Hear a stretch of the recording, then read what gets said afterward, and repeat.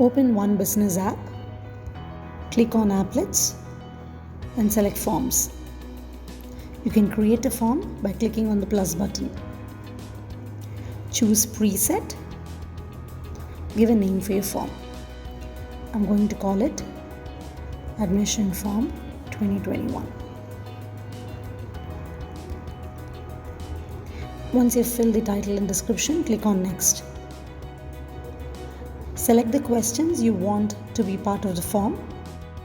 I'm selecting student name, gender, blood group, address, date of birth, father and guardian info. Maybe a declaration. Once you've selected the questions, click on the preview button.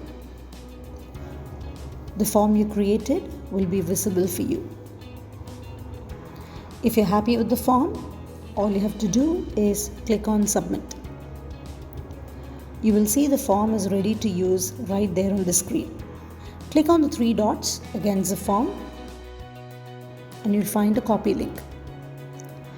Copy the form, go to any of the social media forms you want, be it WhatsApp, Facebook Messenger, Instagram, or any social media. Go ahead and you can click the form. Once you paste it, your admission form is shared. Thank you.